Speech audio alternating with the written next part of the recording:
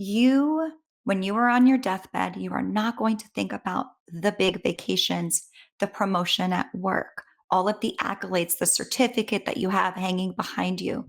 It is about everyday small moments that meant so much.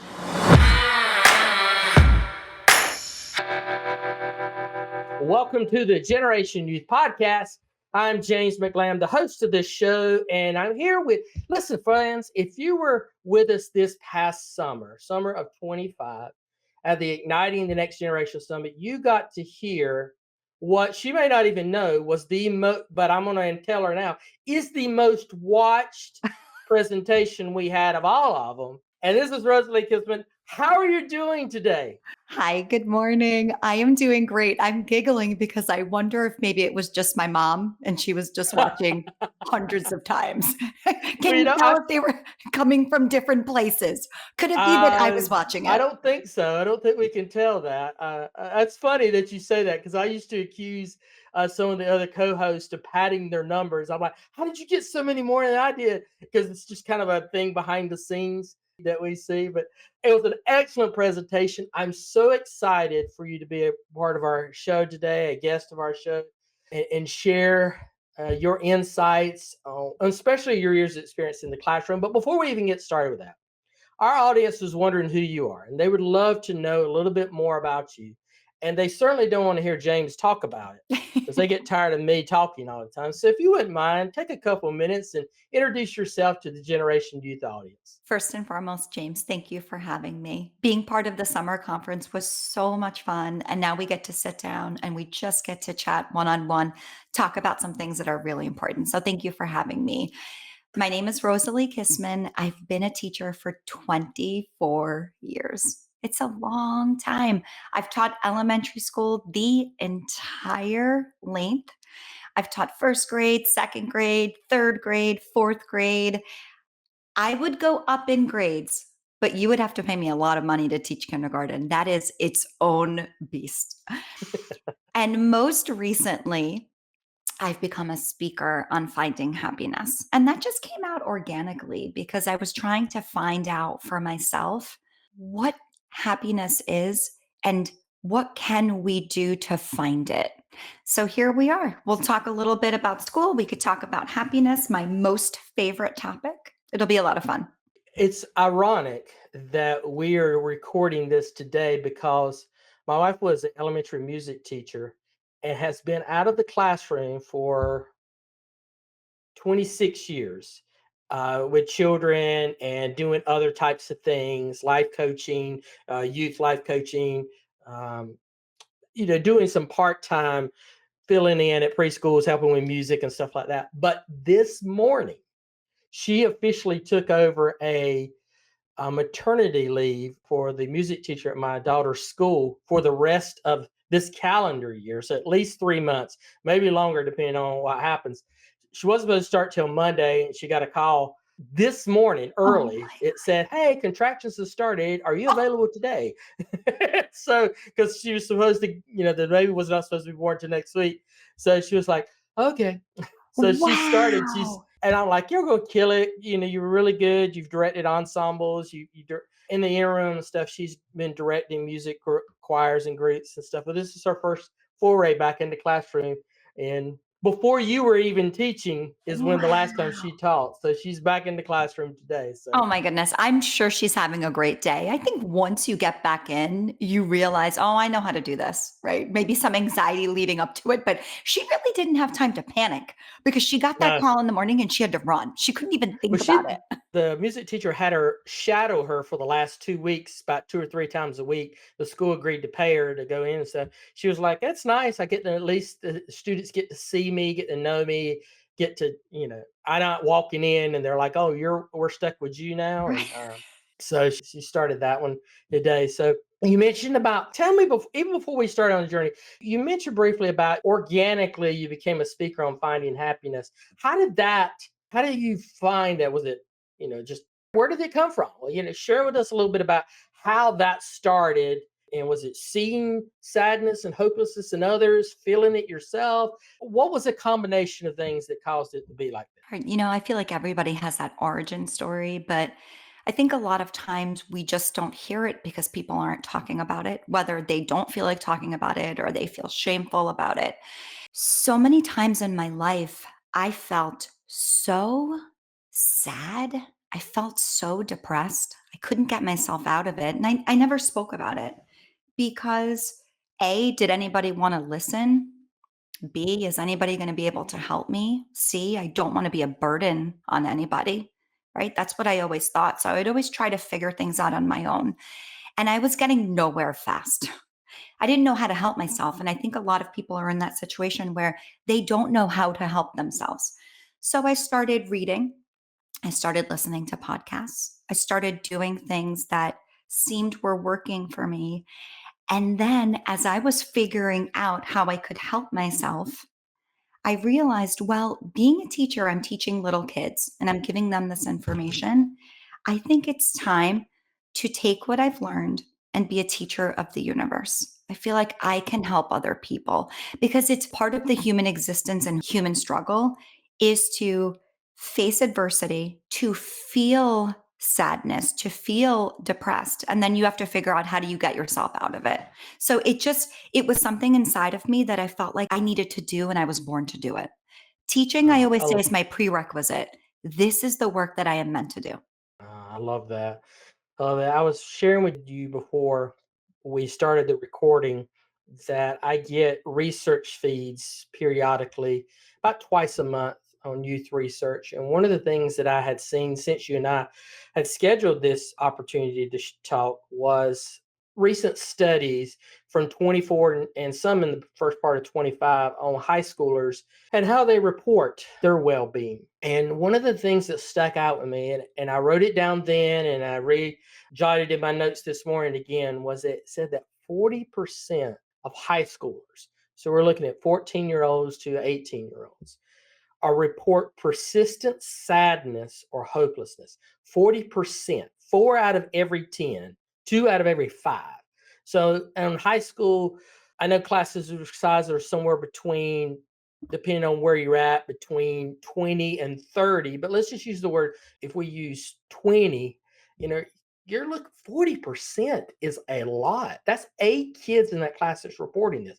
And here's the dramatic thing too, is that the studies say that it's twice as high for girls than it is boys. I throw that out there to kind of get your feedback on that. What is your response to that? And why do you think that is the case now? Because I don't think, or at least in my generation, we didn't talk about this back in the day, back in the dark ages. Yeah. I went to high school in the last millennia. That makes me feel really old when I say that, but it's true. Why is that the case? Why are we at that point now? First and foremost, that number is horrifying to hear. Mm, And then I think, what are we going to do about it? I think people don't know how to help themselves. So let's just break down, first and foremost, where does our happiness come from? Let's talk about that first, because I think honestly, people are clueless. When they receive information, then they can feel empowered. 50% of your happiness has to do with genetics. You're born like that. So you might be born more of the happy go lucky. You can thank genetics. I have a brother who is forever grumpy. Maybe we could thank genetics too. Okay, so I lucked out. I'm the happy go lucky. That's 50%. 10% of your happiness has to do with life circumstance. So think about it. I lost my job. I was diagnosed with an awful disease. I got into a car accident. I won the lotto. These are life circumstances. It's only a tiny little bit. And we think that our life circumstances have so much to do with our happiness. So we're at 50 plus 10, 60%. 40% of your happiness is under your control. That's a huge amount. That's the good news. The problem is that people don't know what to do with the 40%. I say that there's an epidemic. I call it the bigger, better, more syndrome. People think that happiness equals, and I'm going to name some things that are bigger, better, more. They think that Having the big house, having the fancy cars, having so much money in your bank account is what is going to make them happy. So think about when a baby is born. If somebody thinks this way, from the moment that they're born, we are going to try to get them into some big name school. Let's get this baby into Harvard and Yale. Okay. When you're at school, you are going to work yourself to the bone so that you can get the highest grades because obviously I'm going to be happy when I get really great grades and I'm attending such a prestigious school. I always follow that up with at what cost? They're working really hard. At what cost? Let's remember that. You graduate with honors. You get a high paying job that you spend hours upon hours past the workday working yourself to the bone. You think this is going to make you happy. Again, at what cost? You're going to buy the biggest house, you're going to fill it with the most things, you're going to have children, and then you're going to teach them this is how you're happy. This is what you have to do in life. And then the cycle repeats again. People don't know what truly is going to bring them happiness. It's not the stuff. There's other things out there that are going to make you happy. So I think that the number that you're talking about, I think it's because people are clueless and they don't know what to do. So if it's not the stuff, what's going to make me happy then? I can just imagine the complexity that's going on in their mind as a teenager. If adults are having this problem, then someone is, battling with as their brain develop, as their hormones are kicking in, as all these types of things are happening, that they don't know how to react to this and how to grow on those own. Is there anything of the stuff that's under their control? Are there any fact they should be watching this? And here's one of the things that I saw on that study. It listed one of the factors that these studies identify that I guess were self-identified. I'll have to read it a little bit more by young people was they felt like social media and screen time was one of the contributing factors, and social isolation. Those were the two top problems that they said was contributing to their persistent sadness and hopelessness. What do you think about that? We're talking about teenagers now. I got a 15-year-old, that's in this, and so yeah. 100%. I want to talk to you about the social piece. Okay. The So social isolation stuff, yeah. social isolation. Think about it when we Yeah. were talking about bigger, better, more syndrome. The reason why people were unhappy or people are unhappy when they're working long hours, when they're studying and they just close themselves in a room to get those highest grades, it's because they're not among other people. There Mhm, is a study called the Harvard Study of Human Development. I'm sure you've heard it before. Have you heard of mhm. this study? Yes, is this go ahead. Okay. It is a study that has been going on for approximately 100 years. It is still going strong today. It, almost 100 years ago, started following young men. So it started off with young men. Of course, if it was Harvard 100 years ago, that who else would it follow during that time? Because that E- was the Exactly. predominant, And enrollment, so it tracked in real time what was making these young men happy. Was it so they would ask them questions, how is your health? How are your social connections? And it kept tracking them. The study kept continuing and it went to the next generation. Now we're 3 generations in, and this 100-year study with so much data, and it did also take women into account as well now, it can be summed up in just a few words. Social connection is the number one indicator of a happy life.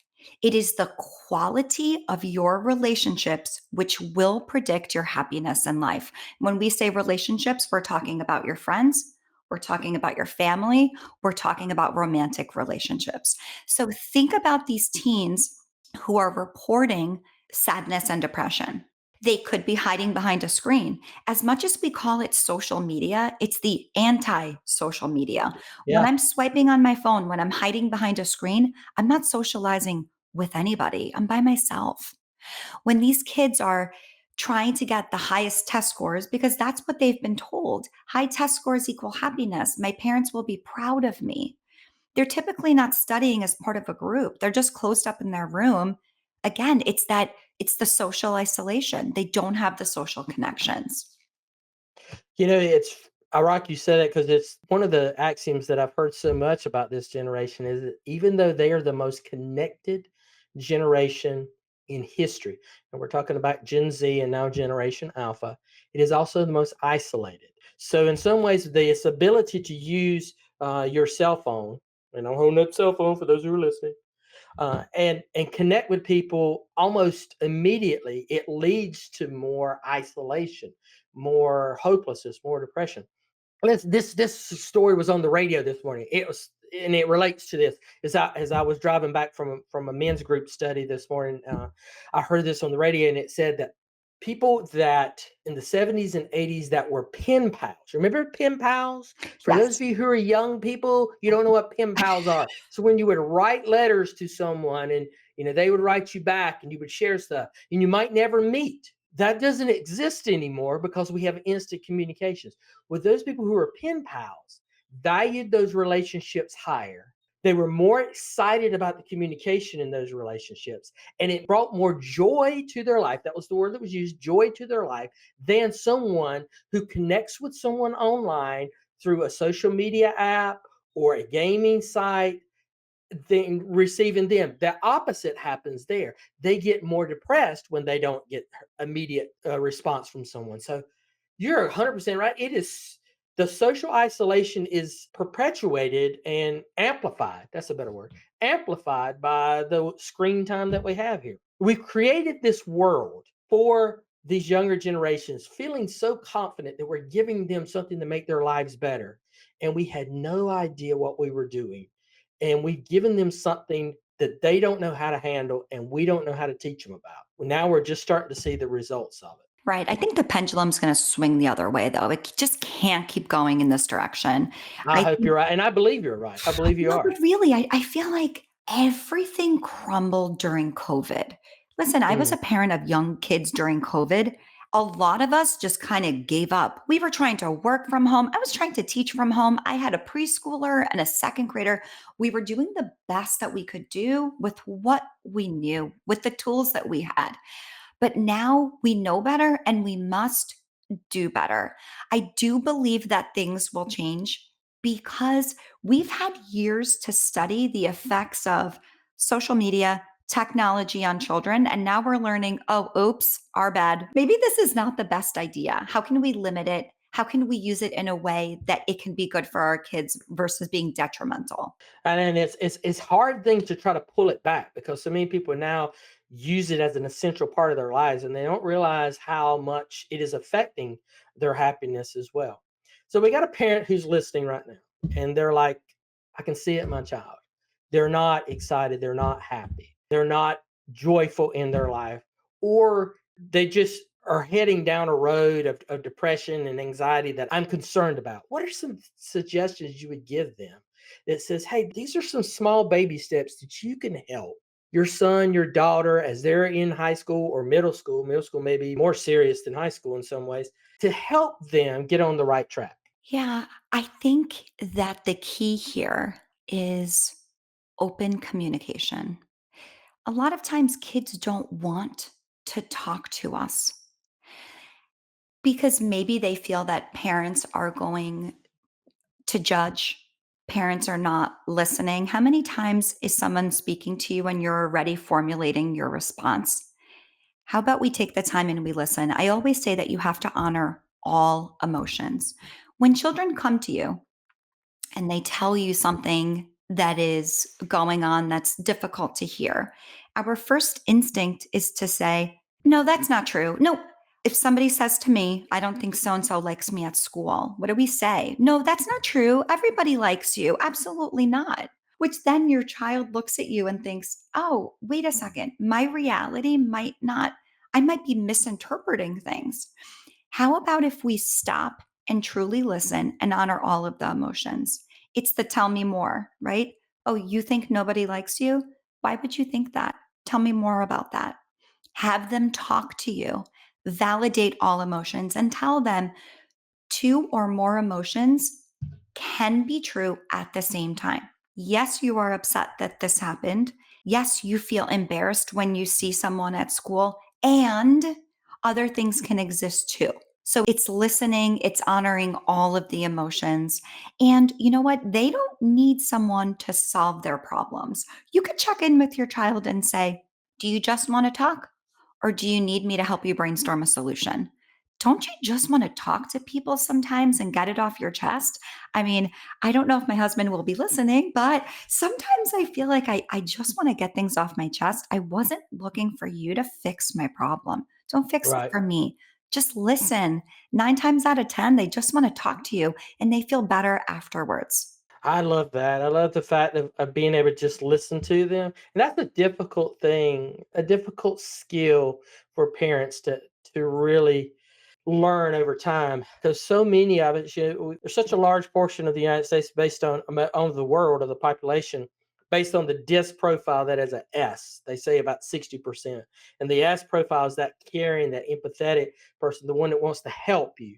And so you hear the problems, you immediately want to rush in and help when it's the empathetic thing to do may not be to rush in and help, but to let it air out, to let them talk it out, let them, and then to just, see, like you said, hey, do you need help on this?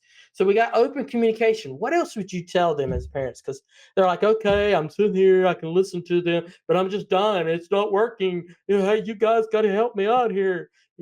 My son is, he's just depressed about everything and feels the whole world's against him. Or as a girl's case, it's twice as high. She's unhappy about the way she looks and she's beautiful. She's happy about her friends and they're great. And how do I help them realize that their life is not that bad? Right. I feel like we're all stuck in that trap, right? I would suggest now listen, I'm a parent. None of us came with a manual. None of us know what we're doing. That's the thing. Sometimes there's the illusion that we know what we're doing. I always say, talk to the other parents about it. Maybe they have some advice for you. When we sit by ourselves, and it comes back to social connection, when we're sitting by ourselves and we're trying to solve something, at trying to figure out our kid, when we do it in isolation, we are not as strong as when we just talk about it. Did you ever bring something up to a friend which was really heavy and deep, and you're thinking, gosh, I really shouldn't bring this up? And they give you a look and they go, me too. And then all of a sudden, wait, you realize you have been going through the same thing. Can you brainstorm with somebody around you? Long ago, we had to rely on each other for survival. And now all we do is we isolate ourselves. We stay inside of our houses, we're scrolling behind our phones. We don't talk to each other anymore. Talk to some other parents. Talk to the parents of your child's friends. Are they going through the same thing? Is there a bigger issue that maybe, oh, my child is depressed. Maybe there's a big overarching issue that we're missing here. Just talk to each other. Figure it out together. I love that because that also relates back to what we talked about earlier about, the problem with the sadness is social isolation as well. So you're eliminating that. Because immediately when you were said, we used to talk to each other, my first thought that came to my mind was what we do now is we Google it. We Or we Google. ask yeah, or we ask some AI program to give us the answer on how to do this, or how do I raise my kid right and let Chat or Gronk tell us how to do it. And it's like you're asking artificial intelligence that's never raised a child how to raise a child. What's the disconnect there? And you know what's the nice thing too?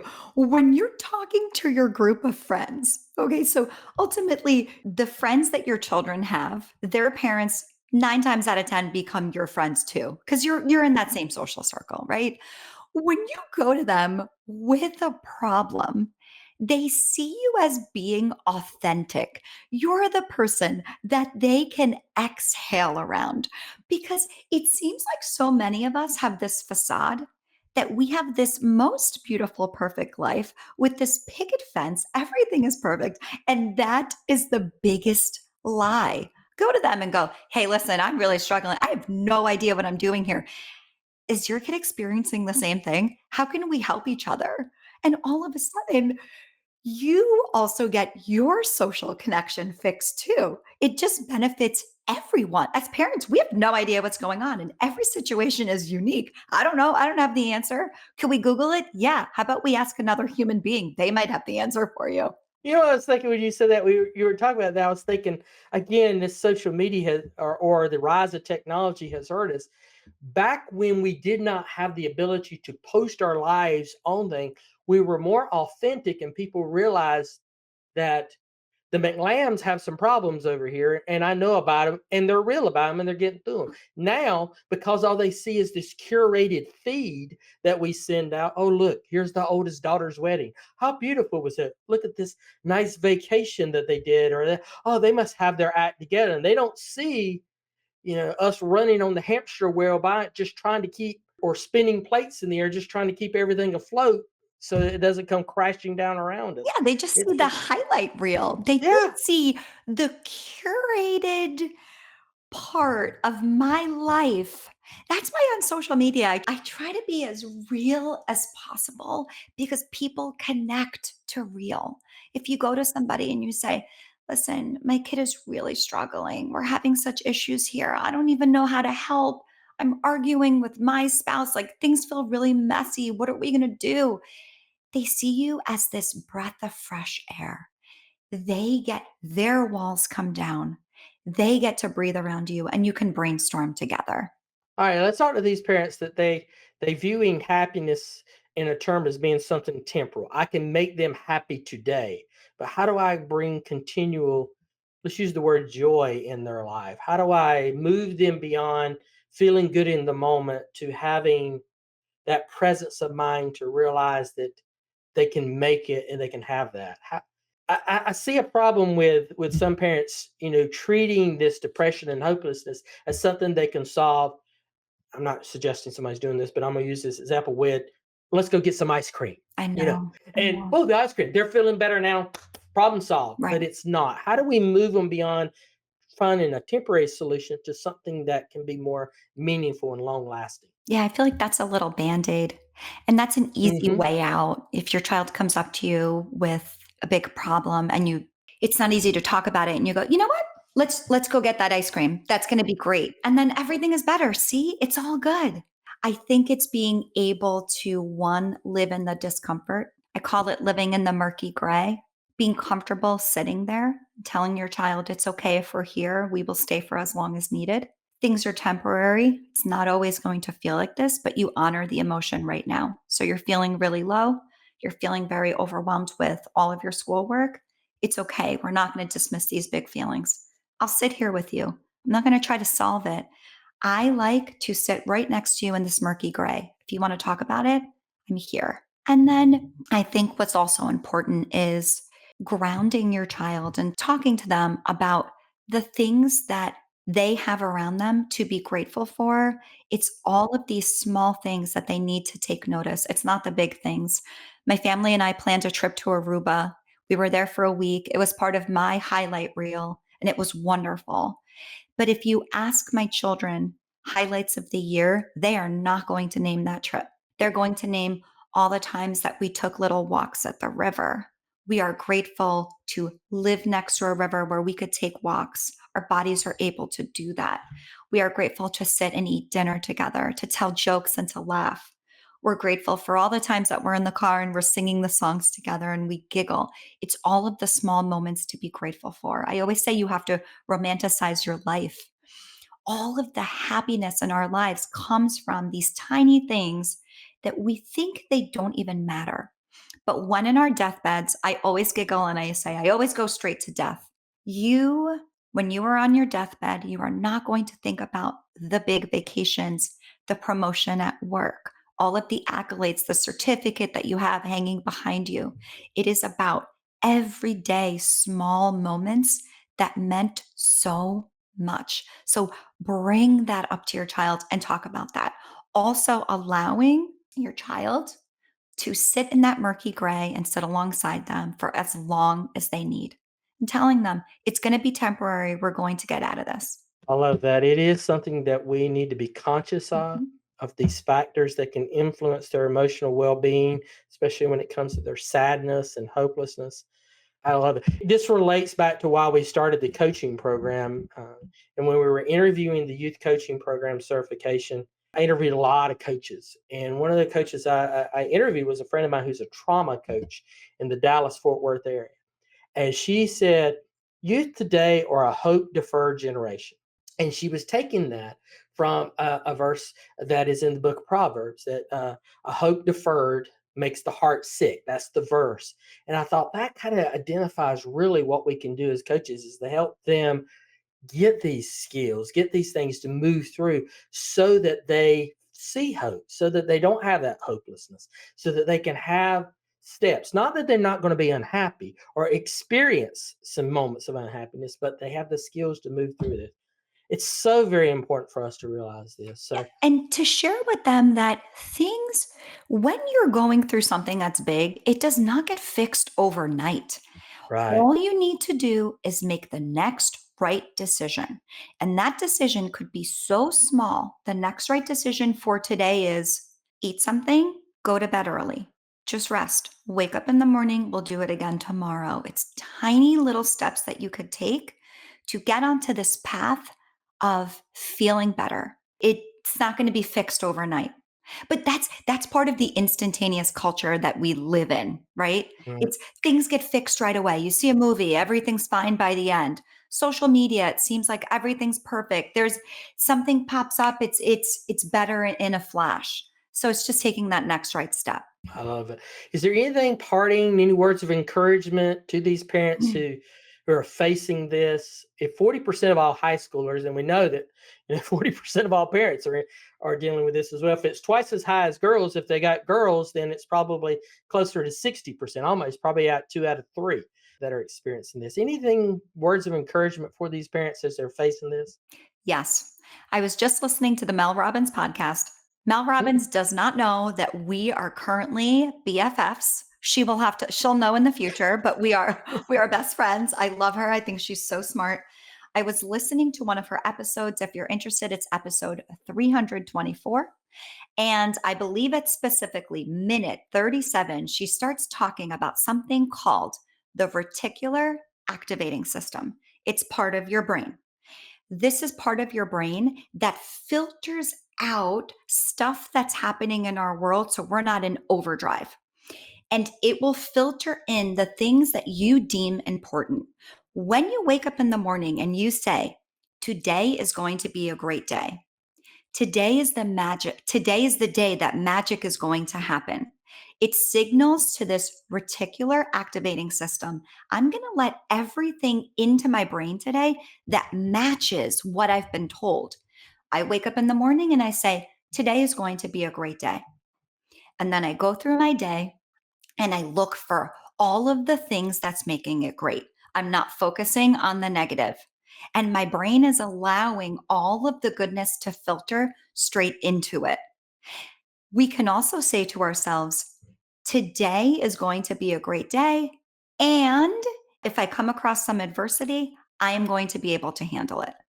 My day is great. Some outside factors are not going to impact the day that I'm going to have. You're a human being. Of course, things are going to come at you all day long, but we're not going to crumble at the first time that something pops in that could derail us. But you're in charge of your day. Teach your child that. You want a great day? Wake up, say it's going to be a great day, and then you go ahead and you walk through your day looking for all of the good stuff. This reminds me of a Zig Ziglar Mm. axiom, teaching point that he did many years ago, decades ago, where he would teach people the importance of responding to something Mhm. rather than reacting to Right. something. And he would use the illustration of, you're sick and you're given medicine. Would you rather your body respond to the medicine or react to the medicine? Mhm. And that's the way we have to deal with the circumstances that enter our lives. Do we respond to it in a way that's positive and energetic and looks at it from a holistic kind of point of view and how it's going to work, or do we react to it in the moment with emotion, with anxiety and stuff? So responding and reaction very much aligns with what you just said. I love So, that. And another thing that I always think about is think about and write your happy ending. mm, Think about what is your ultimate goal in life? Where do you want to be? I want to be old. I want to have my spouse next to me. I want my children right there next to me as well. I want to be healthy. I want to, all of the things that you want. What do you want it to look like? What do you want it to feel like? And then you have to reverse engineer. You have to think Mhm. about what tiny little step can I take today to get to my future happy ending so that you're moving in the right direction. Thank you so much for being a part of our show. How can our audience connect with you and where can they find you so they can join in this journey to help themselves, find the happiness that they need in their life? Yeah. So if you're on Instagram, I'm joy_redefined. I'm on LinkedIn under my name, Rosalie Kissmann. I have a website, joy-redefined.com. I would love to hear from you. I love meeting new people. It's so much fun. So please definitely reach out. Thank you, James, for having me. This was so fun chatting today. Well, not only that, I want to thank you again for being a part of it tonight. You really brought the energy and brought Oh, the enthusiasm. We did nightly recaps, and the night that you weren't able to be there, I felt like was, it was just the energy wasn't there. oh my I God. even was texting one of the other hosts while we were talking and stuff, saying, "Where's Rosalie at? We need to get her on here. This is dragging tonight. What's going on?" You're And so sweet. they were I like, "I remember know." that was the week I was hosting my sister-in-law and my niece. So every night I would sneak upstairs and say, guys, I have to be gone for about an hour. But that night we had plans, so I couldn't hop on. But that was a lot of fun. We laughed so hard. We had such a good time. But again, it's the social connection. It was the people who are there. They Yeah, made it it, was. you know? It was, and I even said a couple of times on the what you were talking about laugh. I said, I've lost complete control I know. of this conversation. I have no idea where this is going. So much So, fun.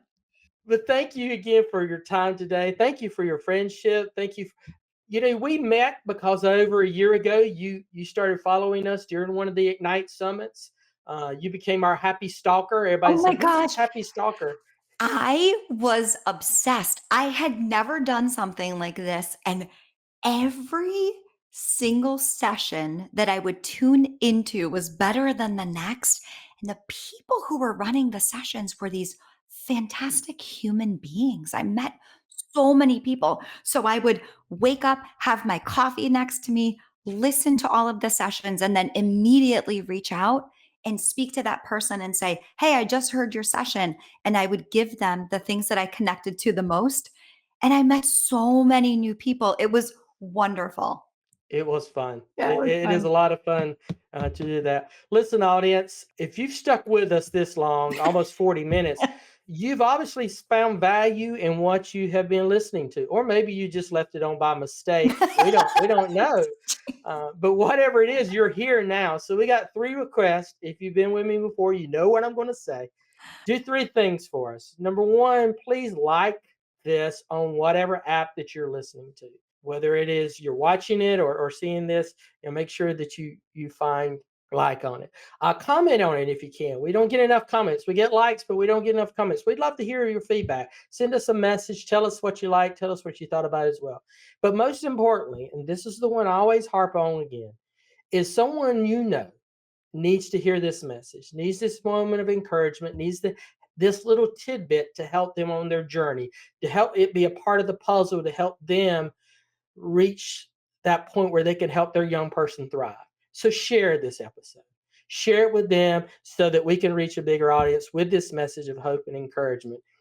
If you want to connect Rosalie, please look at the show notes. You can find that on your favorite app, or if you're looking on YouTube, look straight down and you'll find all the links there. Again, thank you for your time today. Thank you for being my guest. I do appreciate you Oh, so thank much. you, James. This was so much fun. And thank you, everybody, for listening. Can't wait to chat with you when you reach out. And thank you, audience. And we'll be back very soon with another episode of the Generation Youth Podcast.